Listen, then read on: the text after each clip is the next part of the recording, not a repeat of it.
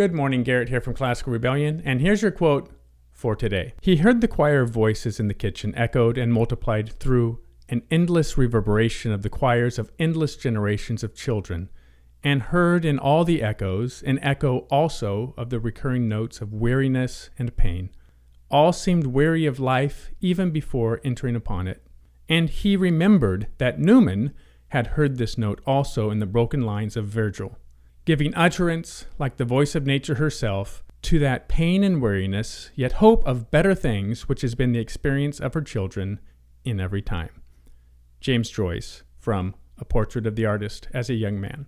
The context for this quote is Stephen Dedalus, the primary character, considering the voices of his younger siblings as they sing during their morning meal. The mention of Newman is a reference to the writings of Cardinal Newman about the Roman poet Virgil. A Portrait of the Artist as a Young Man was published in 1916. Now, 100 years later, there is a different tone to the voices of many children. For all the drawbacks of modern mass culture and society, the echo of weariness and pain is fading from the voices of children and even some adults. There's a lot to break down in that quote, so let's do that real quick before we get into it. What James Joyce is basically saying is, specifically in this context to Ireland, there was a weariness even in the voices of children singing, and that it was not a new phenomenon, going back all the way to ancient Rome and the poet Virgil. And what Virgil is getting at is that we, as children of nature, have been voicing this experience of weariness and pain for untold generations. For many of us, the biggest problems we face are self-imposed. It's a strange habit we have, and I often wonder where it comes from. Vast swaths of humanity have access to what amount to leisure and luxury. More people have stable shelter and food than ever before. Yet what are we doing with all of our free time and extra resources? Sometimes it feels as though we are unconsciously creating obstacles for ourselves. It could be because so many of the traditional enemies of the human race, such as disease, hunger, and the lack of shelter, have somewhat been eradicated by modern mass culture and society. I'm not going to go on a tirade about us not fulfilling our potential or us squandering our resources. What would be the point? The fact that the echo of pain and weariness is receding is more than enough. The reduction of disease has been miraculous. The abundance of food, even if it's not good food necessarily, is still astounding. I think the next step for many of us, myself included, is to simply stop creating problems for ourselves. I think that would be a huge leap forward in fulfilling the potential which is in and around all of us. If we remove the dams from the river of our potential, we don't need to teach it how to flow. If we take the obstacles away, the obstacles that we've created, the river will flow. We don't need to teach it. We don't need to learn. It will happen. My belief is that we are still experiencing the momentum of endless generations of weariness and pain. We have yet to adapt ourselves to the ease which modern mass culture and society provide.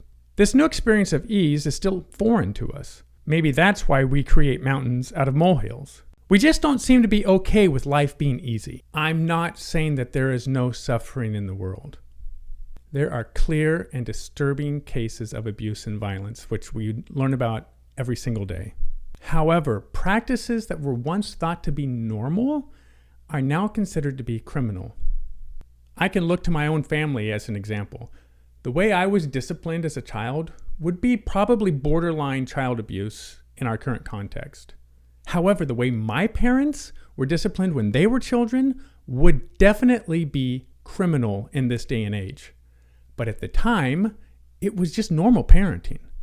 In spite of the suffering and abuse which we do witness, the standard concept of how much pain and suffering parents are allowed to inflict upon their children has changed drastically for the better.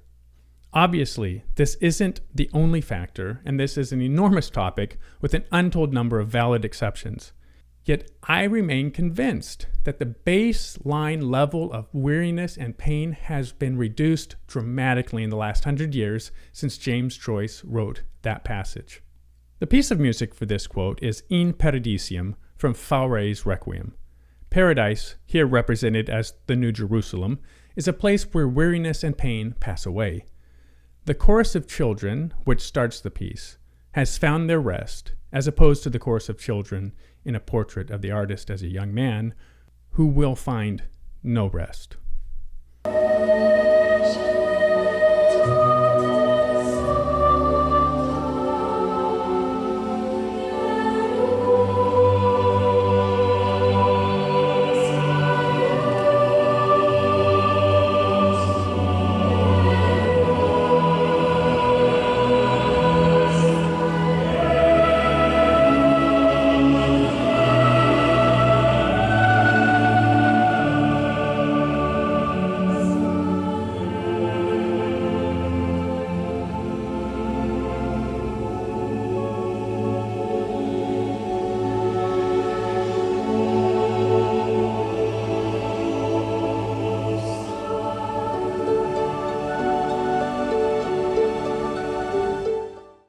In keeping with our theme of children, the painting is by Lucas Cranach, the Younger, Christ Blessing the Children.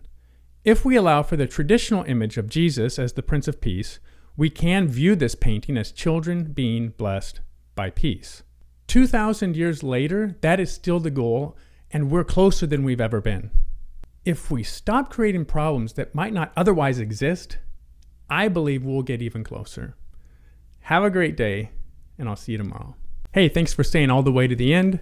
Please subscribe and turn on notifications. You can also visit our website, classicalrebellion.com. And remember, the number one thing you can do right this very moment to support classical music and the high arts is share your love of the art form with others.